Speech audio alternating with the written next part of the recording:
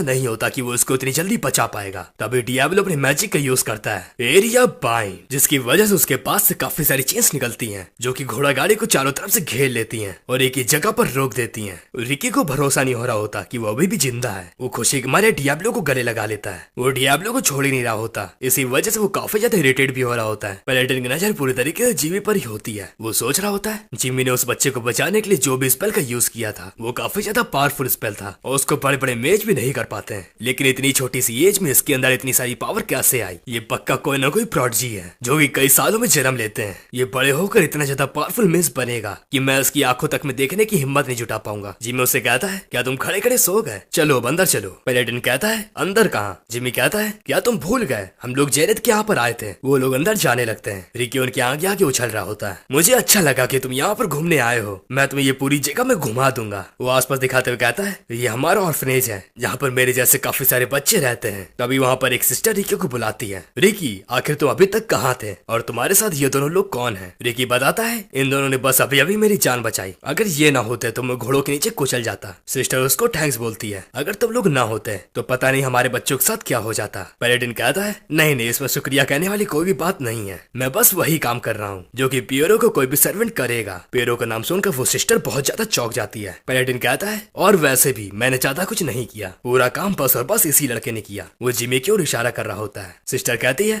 आखिर तुम्हारा मतलब क्या है और ये लड़का है कौन? पैलेडिन बताता है ये स्टेट के राजा का बेटा है, जेमी वेल्टन। सिस्टर चौंकते हुए कहती है ओ तुमने सही कहा, मुझे तो इसके बालों को देखकर समझ आना चाहिए था। डियाब्लो सोच रहा होता है आखिर इसको अचानक से क्या हो गया, ये हड़बड़ाने क्यों लगी, क्या ये कुछ छुपा रही है? सिस्टर कहती है ओ तो तुम लोग यहाँ पर क्या रिकी को छोड़ने आए हो? पैलेडिन कहता है नहीं नहीं, हम लोगों को पता चला था कि इस साल इसी रीजन में जेनिथ नया नया स्टेबलाइज हुआ है, तो बस हम लोग यहाँ पर चेकआउट करना चाहते थे। सिस्टर रिकी से कहती है आखिर तुम हमारे यंग लॉर्ड को यहाँ पर घुमा क्यों नहीं देते? जिमी सोच रहा होता है ओ इसने सिर्फ और सिर्फ मुझे घुमाने की बात क्यों की, ये पक्का उस पैलेडिन से कुछ बात करना चाहती है, वो भी अकेले में। जिमी वहाँ से जाते हुए कहता है आप ज्यादा देर मत लगा देना क्योंकि मेरे पेरेंट्स आपके लिए शाम का खाना भी अरेंज करने वाले हैं। पैलेडिन कहता है ठीक है मैं थोड़ी देर बाद यहाँ पर आ जाऊंगा। रिकी जिमी को सारी जगह पर घुमाने लगता है बट वो काफी ज्यादा घबरा भी रहा होता है क्योंकि अब उसको पता लग चुका है कि वो यहाँ के राजा के बेटा है। जिमी कहता है तुम्हें मुझसे इतने फॉर्मली बात करने की जरूरत नहीं है। रिकी कहता है क्या सच में? वो कहता है हाँ, और मुझे दोबारा बोलने की भी आदत नहीं है, तो तुम एक बार में समझ जाओ। रिकी वहाँ से भागते हुए कहता है तुम मेरे पीछे पीछे आओ, मैं तुम्हें यहाँ का चप्पा चप्पा दिखा दूंगा। थोड़ी देर में वो उसको सारी जगह घुमा देता है। वो कहता है अब आखिरी में बचा ये मेरी बहन का रूम।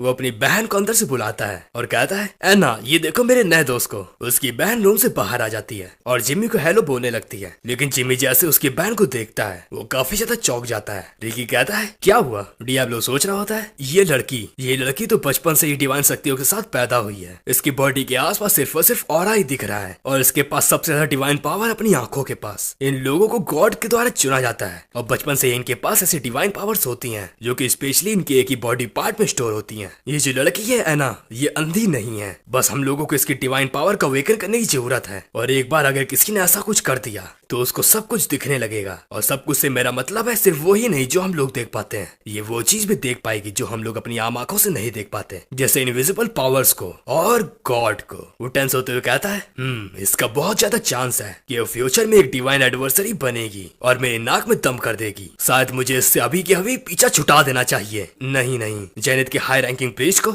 इसके डिवाइन पावर्स के बारे में पक्का ही मालूम होगा, तो अगर मैं अभी के अभी इसको मार देता हूँ तो ये कोई अच्छा प्लान नहीं रहेगा। रिकी कहता है जिमी आखिर तुम इतने ज्यादा सीरियस क्यों हो, या तुम्हें पहली नजर में प्यार हो गया? जिमी कहता है आखिर तुम क्या बकवास कर रहे हो? रिकी अभी भी शांत नहीं होता। वो कहता है तुम्हारे लिए मेरी बहन बिल्कुल परफेक्ट रहेगी। तभी एना उसको कूट देती है और कहती है मुझे इस बुक में कुछ चीजें समझ में नहीं आई थी, क्या तुम मुझे वापस समझा सकते हो? वो कहता है हाँ बिल्कुल, क्यों नहीं। थोड़ी देर में वो लोग उसके रूम में चले जाते हैं। रिकी बुक को पढ़कर उसको सुनाने लगता है। जिमी सोच रहा होता है ये दोनों आम लोग नहीं है और ये आगे चल के मेरे नाक में दम भी कर सकती है, तो मुझे इन दोनों पर नजर रखनी चाहिए। देन वो वहां से जाने लगता है। रिकी भी उसको छोड़ने के लिए उसके साथ साथ चलने लगता है एंड उससे कहता है तो क्या तुम वापस से हम लोगों से मिलने आओगे? जिमी उसका जवाब नहीं देता बल्कि उससे पूछता है रिकी तुम बड़ा होकर क्या बनना चाहते हो? रिकी कहता है वैसे तो मैं और मेरी बहन बिल्कुल सेफ जगह पर है, इसी वजह से मुझे और ज्यादा कुछ भी नहीं चाहिए, लेकिन जब मैं ज्यादा कुछ सोचता हूँ तो मेरे दिमाग में एक बात आती है कि मेरा सपना ये है कि मैं लॉर्ड जेनेथ का प्रीस्ट बनना चाहता हूँ। कुछ टाइम पहले मेरा एक दोस्त भी प्रीस्ट बनने के लिए चुना गया था और वो कल ही रात को यहाँ से निकला था और वो वक्त वही वक्त था जब किसी से मुझे जलन हुई थी। डियाब्लो ये बात सुनकर बहुत ज्यादा चौंक जाता है। क्या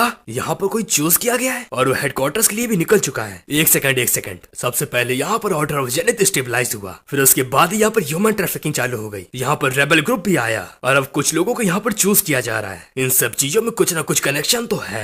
जिमी उससे पूछता है, आखिर जब तुम्हें ऑर्फनेज के लिए चुना गया था तो तुम कहाँ थे? वो कहता है, सड़क पे। जिमी कहता है, नहीं उससे भी पहले। वो कहता है, मैं रेबल ग्रुप से बच रहा था। जिमी समझ जाता है कि जेनिथ कुछ ना कुछ तो बड़ी गड़बड़ी कर रहा है। तभी वहाँ पर पैलेटिन के साथ सिस्टर आ जाती है। सिस्टर एक से कहती है, क्या तुमने यंग लॉर्ड को ये सारी जगह पर घुमा दिया? वो कहता है, हाँ। तभी वहाँ पर बिशॉप आ जाता है एंड जिमी को देखते हुए कहता है, ओ मुझे लगा नहीं था कि मेरी गैर मौजूदगी में यहाँ पर बहुत ज्यादा ऑनरेबल गेस्ट आए थे। वो जिमी से वो करते हुए कहता है, आप यहाँ पर आए हम लोगों को बहुत ज्यादा अच्छा लगा। जिमी कहता है, मुझे भी आपसे मिलकर अच्छा लगा। बिशॉप कहता है, लेकिन आपके साथ ये दूसरा बंदा कौन है? पैलेटिन बताता है कि मैं पियरो का सर्वेंट हूँ, मेरा नाम है लार्स एरिमेटिक। बिशॉप कहता है, ओ तो तुम पियरो के सर्वेंट हो। जिमी सोच रहा होता है, ह्यूमन ट्रैफिकिंग होना, बच्चों का गायब होना और पियरो के पैलेटिन को यहाँ पर आना, इन सब में कुछ न कुछ कनेक्शन तो है। बिशॉप और पैलेटिन आपस में बात करने लगते हैं। जिमी को बिशॉप के पीछे खड़े हुए बंदे से काफी अजीब सा ऑरा आ रहा होता है। हालांकि ये ऑरा पैलेटिन से काफी ज्यादा मैच होता है, लेकिन ये फिर भी उससे थोड़ा बहुत अलग है। वो देखता है कि लार्स ने भी उसको ऑरा को नोटिस किया होता है। उसको यकीन हो जाता है कि बिशॉप के पीछे जो बंदा खड़ा है वो लार्स के तरीके कोई आम पैलेटिन नहीं है। बिशॉप को भी शक होने लगता है कि इन दोनों को कुछ न कुछ पता चल रहा है। देन तभी टाइम स्किप होता है। हम लोग देखते हैं जिमी को जब कोई पैलेटिन के साथ अपने घर जा रहा होता है। वो नोटिस करता है कि पैलेटिन कुछ सोच में पड़ा हुआ है। इसी वजह से वो उसको जानबूझकर कुछ इन्फॉर्मेशन देते हुए कहता है, रिकी ने अपने बारे में मुझे कुछ बताया था। उसने मुझसे कहा था उसका एक दोस्त गॉड द्वारा चुना गया है और वो कल रात में हेडक्वार्टर्स के लिए भी निकल गया था। उसने मुझसे ये कहा कि वो उससे बहुत ज्यादा जल रहा था क्योंकि उसे भी एक न एक दिन प्रीस्ट बनना है। वो घुमा फिरा के एक प्रीशियस इन्फॉर्मेशन पैलेटिन को दे देता है। पैलेटिन कहता है, ओ मुझे पूरा यकीन है कि वो बहुत अच्छा प्रीस्ट बनेगा क्योंकि वो बहुत ज्यादा काइंड हार्टेड है। जिमी उससे कहता है, क्या मेरे फादर ने गैंग एक्टिविटीज के बारे में तुम्हें कुछ बताया? वो कहता है, क्या गैंग एक्टिविटीज? जिमी कहता है, हाँ मेरे फादर ने 2 महीने पहले एक क्रिमिनल गैंग को खत्म किया था जिसको रेबल कहा जाता था क्योंकि वो लोग बच्चों की ट्रैफिकिंग कर रहे थे। और रिकी ने मुझे बताया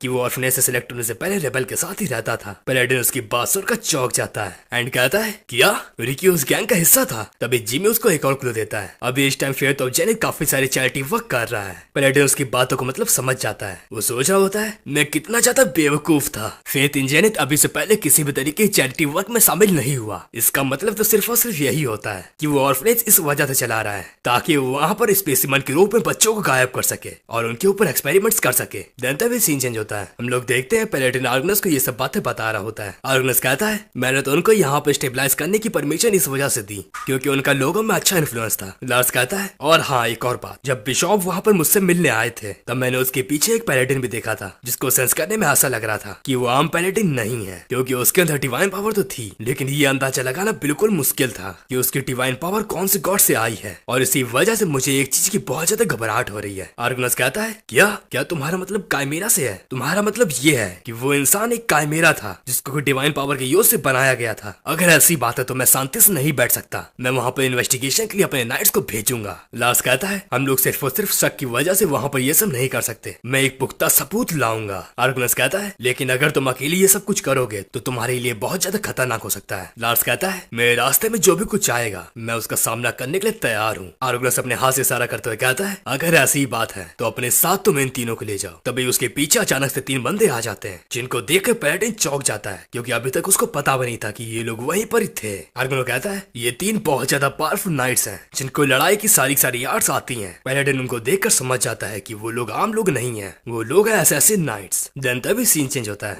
हम लोग देखते हैं डियाब्लो को जो कि कहता है, काइमेरा जो कि डिवाइन पावर का यूज कर सकते हैं, हाँ वो लोग बच्चों पर ये सब एक्सपेरिमेंट कैसे कर सकते हैं? वो उनके इनोसेंस का फायदा उठा रहे हैं। लेकिन मुझे जेनिथ से इससे ज्यादा उम्मीद तो थी ही नहीं। मुझे पता था कि वो लोग कितने ज्यादा घिरे हुए हैं। वो ब्लैक को एक चिट्ठी देता है और कहता है, ये चिट्ठी को राइजा के पास ले जाओ। ब्लैक वहां से निकल जाता है। डियाब्लो कहता है, मैं चैन से नहीं बैठ सकता, आगे के बैटल और भी ज्यादा खतरनाक होती जाएंगी। मुझे उसके लिए अभी से स्पेल तैयार कर लेना चाहिए और अपनी बॉडी में स्टोर कर लेना चाहिए। फिर कुछ घंटे बीत जाते हैं। हम लोग देखते हैं एजार्ड एंड राइजा को। एजार्ड उससे पूछता है, आखिर हम लोगों को यहाँ पर कितने टाइम तक रुकना पड़ेगा? राइजा कहता है, तब तक जब तक वो अपना गलत कदम न उठा ले। एजार्ड कहता है, मुझे ऐसा नहीं लगता यहाँ पे आज रात कुछ होने वाला है। राइजा कहता है, हम लोगों को बस और बस वही करना चाहिए जिस चीज का हमें ऑर्डर मिला है। तभी वहाँ पर किसी